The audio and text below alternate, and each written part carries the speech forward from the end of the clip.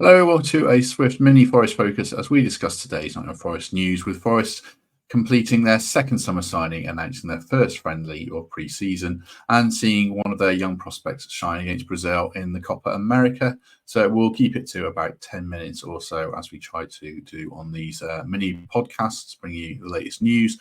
First item today is around Forest signing Eric Da Silva Moreira from St Pauli. It is a £1.5 million deal.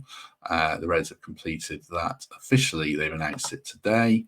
You can see a little bit of him. He is 18 years old. He won the World Cup with Germany at under 17s level, the trophy Steve Cooper won with England, with featuring some very fine players. And he seems to be one of the top talents of this current generation of German players. So it looks like exciting business by Forest. He can play anywhere down the right side, a winger who can be very attacking, but also plays as a wing back and working on the defensive side of his game.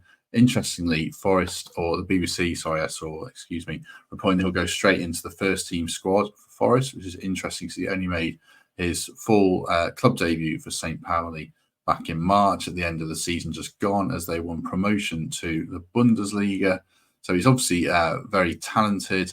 It's interesting where he fits into the squad, whether he's viewed as more of a defensive wing-back option, as competition for Nico Williams, or cover for Nico Williams, I would say, probably at this stage, or if he's going to play a bit higher up. I think Forest will still go for that extra winger option and probably that extra fullback option. I wouldn't be surprised. But it's good to see them get him in. He is a client of George Mendes, as well as probably the other pertinent piece of information, which has probably helped seal the deal to an extent in bringing him to the Premier League. But overall, I think it's exciting business, exactly the kind of business Forest should be doing. Now they're a Premier League club and hopefully working to be more established. If you look at his age, his potential, then it's the kind of player Forest should be going for. I'd much rather see more of these kind of deals than the Divock Origi deals that we saw last season. There are obviously places for experienced players, but like Felipe, who came in, did well, and Keylor Navas. But generally speaking, I would really like us going for these kind of young players, very up and coming. Hopefully does well for us, plays a lot of first team games, and then if all goes well, we can sell him on. If it doesn't work and then he doesn't really make it, then we've only spent 1.5 million on him, which isn't too much in the current climate at all. I suppose the other question is around PSR, where he fits into that. We've got 5 days and we're supposed to be selling players, not buying them, to fit into the rules. We need to reportedly make £20 million in profit. So there needs to be a plan in place for that. I still think Murillo is the most likely one to go in the next 5 days or so, unless Forest accountancy just not making the sales and taking a points deduction. But like we were saying yesterday, I still think that's such a risky strategy if that's what they end up doing, because there is no precedent for points deductions really with the Premier League and what they'll want to do. So I hope they've got something in place for that. But in terms of this deal, if it's 1.5 million and you sign a 4-year contract, then the outlay on the accounts, the amortization, is 375,000 a season. That's without any add-ons. Hopefully in time we end up spending more, but the initial outlay, because it means we've been successful, I would assume, or he's been successful, but the initial outlay is 375,000 on this year's accounts. So it's a relative drop in the ocean, but it does add a little bit of extra pressure for Forest to complete some of these deals, to find the profit, to make sure we don't get a points deduction, because I think that's one of the top priorities of the summer. But sticking to the principles of this deal, really like it, good business, and excited to see how he does. Saw an interview with him as well. Speaks really good English, as most foreign players do when they come over here from Germany. So yeah, good to see, and hopefully he fits in well. So yeah, all good on that one. The second bit of news is around Brandon Aguilera. Not really big news, but it's worth just mentioning today.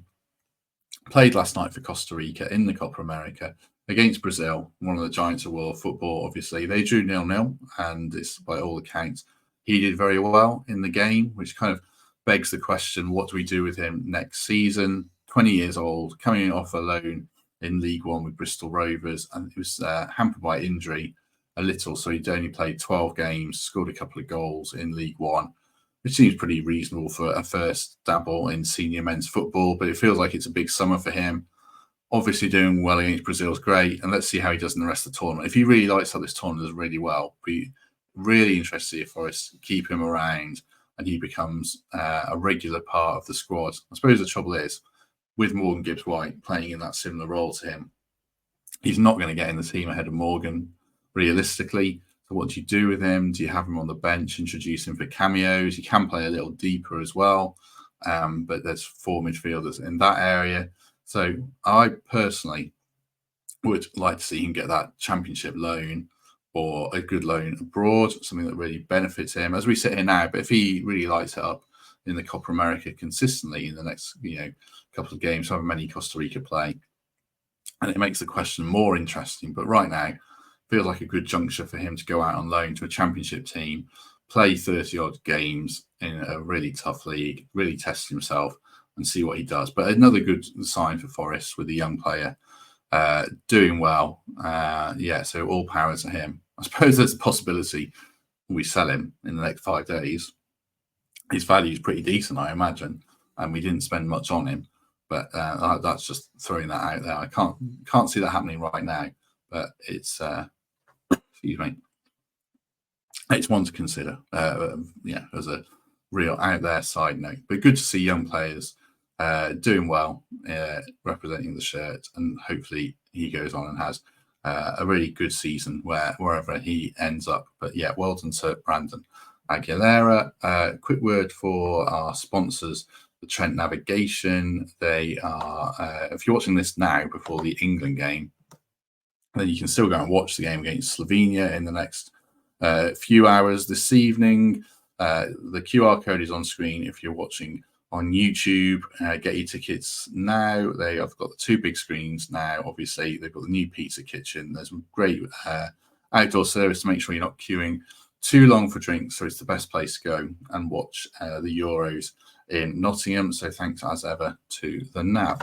Right. Other bit of news, just very quickly, so people can mark it in their diaries, really, is that Forest will play Chesterfield on July the 13th, their first announced pre-season friendly.